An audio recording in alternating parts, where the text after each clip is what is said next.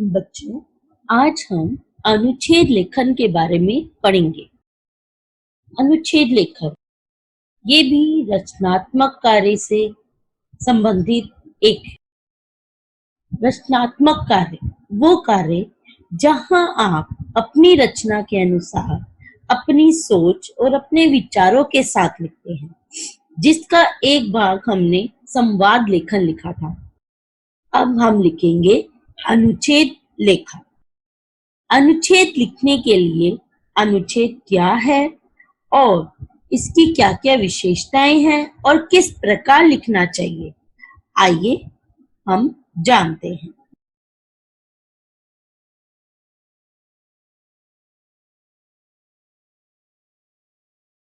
अनुच्छेद लेखन की परिभाषा। अनुच्छेद लिखने से पहले ये जानें कि ये है क्या। किसी एक भाव या विचार को व्यक्त करने के लिए किए गए संबंध लघु वाक्य समूह को अनुच्छेद लेखन कहते हैं। दूसरे शब्दों में किसी घटना, दृश्य अथवा विषय को संक्षिप्त यानी कि कम शब्दों में किंतु सारगर्भित यानी अर्थपूर्ण ढंग से जिस लेखन शैली में प्रस्तुत किया जाता है उसे अनुच्छेद लेखन कहते हैं। अर्थात जब किसी भी घटना के बारे में यानी कोई भी घटना घटी हो या किसी त्योहार के बारे में, किसी मित्र के बारे में, किसी विशेष चर्चा के बारे में हम संक्षिप्त रूप यानी कि कम शब्दों में लिखते हैं, लेकिन वो कम शब्द अर्थपूर्ण होते हैं और लेखन शैली में यानी कि लिखने के तरीके में प्रस्तुत किया जाता है, उसे अनुच्छेद लेखन कहते हैं। अनुच्छेद शब्द अंग्रेजी भाषा के पैराग्राफ शब्द का हिंदी प्राय है, यानी कि अनुच्छेद को अंग्रेजी भाषा में पैराग्राफ कहा जाता है। अनुच्छेद निबंध का संक्षिप्त रूप होता है, अर्थात जब हम निबंध लिखते हैं वह अनुच्छेद से कहीं ज्यादा बड़ा होता है। इसमें किसी विषय के किसी एक पक्ष पर 80 से 100 शब्दों में अपने विचार व्यक्त किए जाते हैं। कई बार ये शब्द 100 से ऊपर भी चले जाते हैं। अनुच्छेद अपने आप में स्वतंत्र और पूर्ण होते हैं। अनुच्छेद का मुख्य विचार या भाव कुंजी की या तो आरंभ में रहती है या अंत में। अर्थात जब हम अनुच्छेद लिखते हैं उसके बारे में मेन बातें यानी कि हम उसका टॉपिक या हम उसके बारे में कुछ अलग सा लिखना, मुहावरों के रूप में लिखना, कुछ दोहों के रूप में लिखना, ये या तो मुख्य विचार यानी कि स्टार्टिंग या अंत में किया जाता है।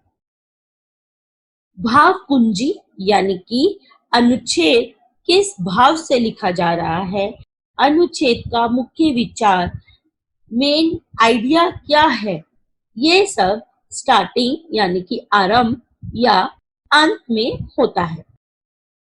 एक अनुच्छेद लेखन में मुख्य विचार अंत में दिया जाता है, अर्थात अनुच्छेद लिखने के लिए अगर उसे अच्छे से प्रेजेंट करना है तो उसका मुख्य विचार अंत में ही दिया जाना चाहिए। अनुच्छेद लिखते समय निम्नलिखित बातों को ध्यान में रखना चाहिए।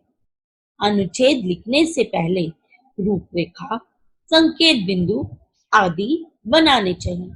कुछ प्रश्नों के पत्रों में पहले से ही रूपरेखा, संकेत बिंदु आदि दिए जाते हैं। आपको उन्हीं रूपरेखा, संकेत बिंदु को ध्यान में रखते हुए अनुच्छेद लिखना चाहिए। हाँ, जिस समय आप अनुच्छेद लिखते हैं पहले रूपरेखा का अर्थ है कि आप उसकी कुछ डिजाइन अपने माइंड में बना लें कि आपने अनुच्छेद को कितने स्टेप में या कितने पदों में विभाजित करना है। मान लीजिए आपके पास एक अनुच्छेद आया त्योहार के ऊपर, तो पहले आप मुख्य बिंदु की भूमिका बनाकर त्योहार के बारे में बताएंगे। फिर जिस त्योहार के बारे में बताते हैं उससे जुड़ी उसकी विशेषताएं, उसके लाभ बताएंगे। अंत में इन सब का कंक्लूजन यानी निष्कर्ष लिखकर बताएंगे।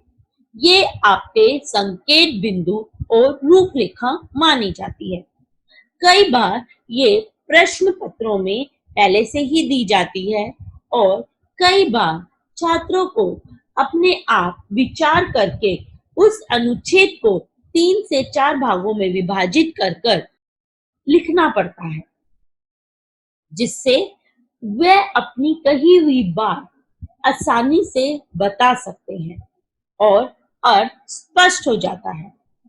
अनुच्छेद में विषय के किसी एक ही पक्ष का वर्णन ऐसा इसलिए करना आवश्यक हो जाता है क्योंकि अनुच्छेद में शब्द सीमित होते हैं और हमें अनुच्छेद संक्षेप में लिखना होता। अर्थात मान लीजिए किसी भी बात के बारे में पक्ष या विपक्ष लिखा हो तो अनुच्छेद में केवल एक ही पक्ष रखना चाहिए, क्योंकि अगर हम पक्ष विपक्ष दोनों रखेंगे तो हमारे अनुच्छेद का विषय जो कि छोटा होता है वो बढ़ता ही जाएगा। फिर वो अनुच्छेद ना कहलाकर निबंध बन जाएगा। अनुच्छेद की भाषा सरल, स्पष्ट और प्रभावशाली होनी चाहिए ताकि समीक्षक या पढ़ने वाला आपके अनुच्छेद से प्रभावित हो सके।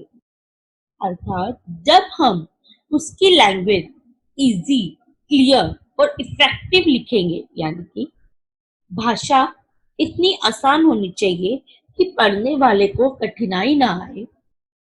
स्पष्ट, जो बात आप कहना चाहते हैं वो बात साफ और सरल हो। प्रभावशाली, प्रभावशाली इसलिए होनी चाहिए जिससे आपका अनुच्छेद बहुत ही अच्छा लगे, प्रभाविक लगे।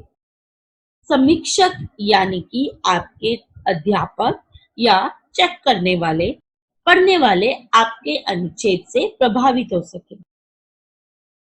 एक ही बात को बार बार ना दोहराएं, क्योंकि एक ही बात को बार बार दोहराने से आप अपने अनुच्छेद को दिए गए सीमित शब्दों को पूरा नहीं कर पाएंगे और जो संदेश आपने लोगों तक देना है वो भी नहीं दे पाएंगे।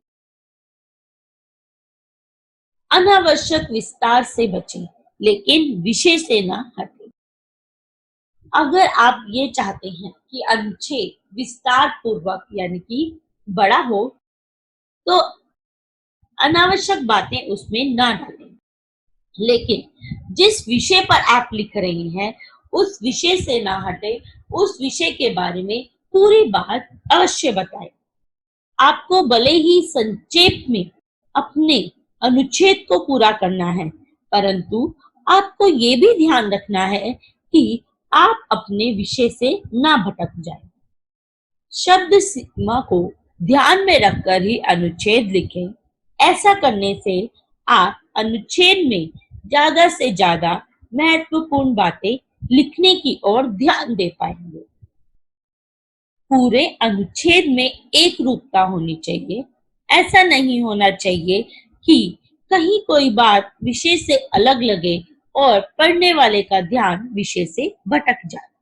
हाँ, जब आप अनुच्छेद लिखें तो पूरा अनुच्छेद इस प्रकार लिखना चाहिए कि जो बात स्टार्टिंग में कही गई है उसी की क्रमबद्धता के अनुसार आगे की बातें कही गई हों, यानी कि सारी बातें क्रमानुसार होनी चाहिए।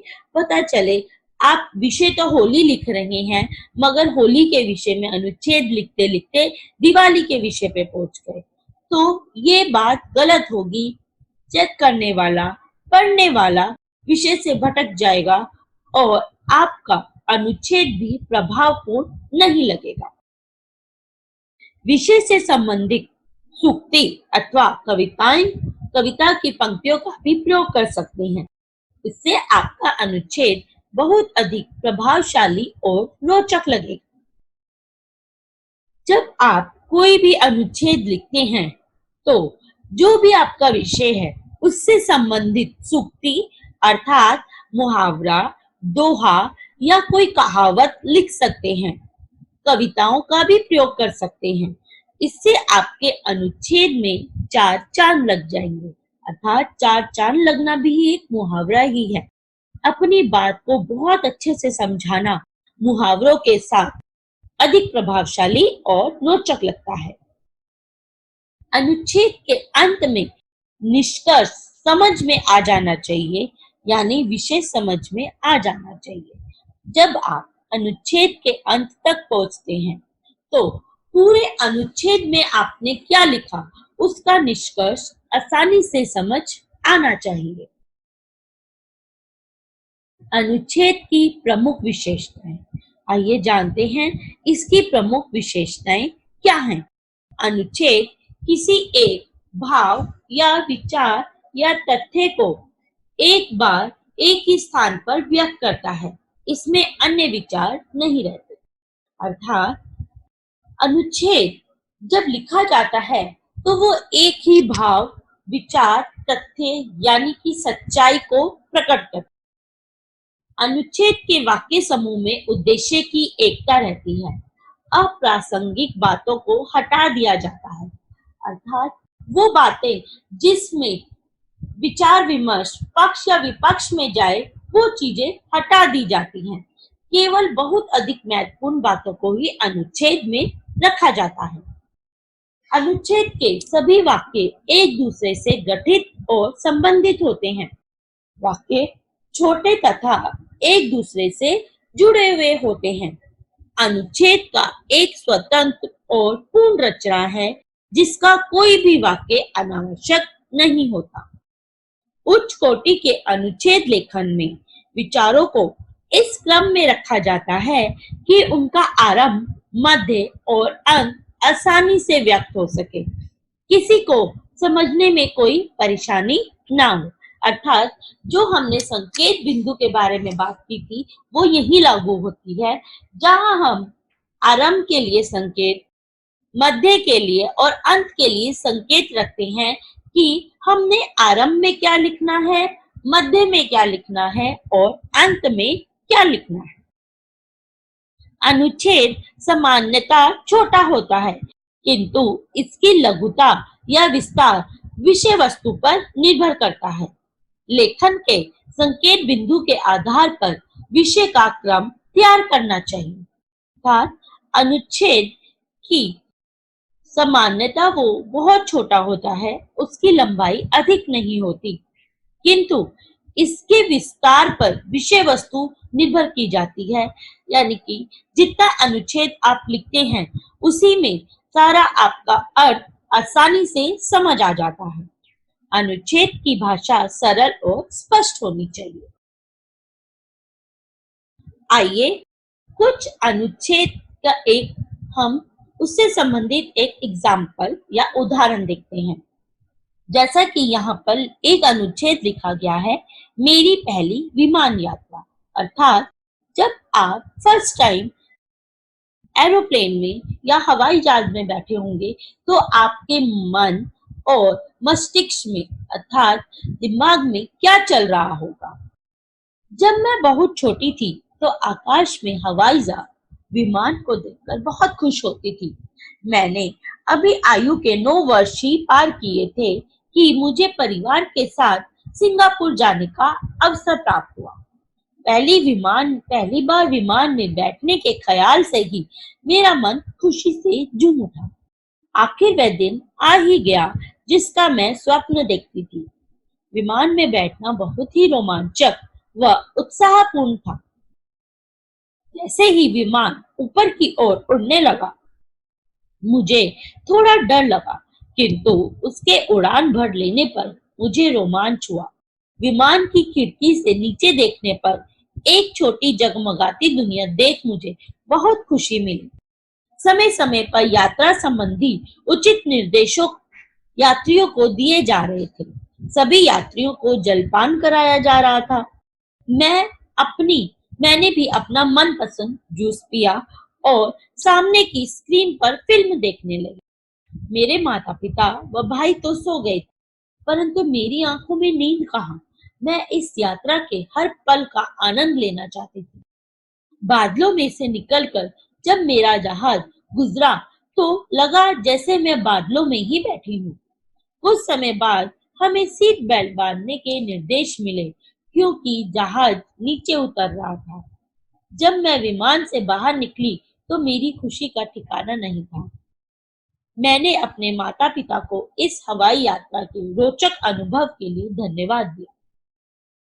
जैसा कि आपने देखा कि एक छोटी सी लड़की जो कि 9 वर्ष की थी, उसने अपने विमान में बैठने और विमान से यात्रा करने के रोमांचक यात्रा का अनुभव आपसे साझा किया, यानी कि भागा, जिसने अपनी रोमांचक यात्रा का एक एक पल आपके साथ अच्छे से बांटा और यह बताया कि किस प्रकार पहली बार विमान में बैठने पर कैसा लगता है, वहाँ की दुनिया कैसी लगती है, ऊपर आकाश में जाने पर कैसा लगता है। ये सारी विषय वस्तुएं इसमें आसानी से बताई जाए। आप भी कुछ ऐसे ही अनुच्छेद के विषय लेकर छोटा सा अनुच्छेद लिखने का प्रयास करें। अच्छे से प्रयास करें। धन्यवाद।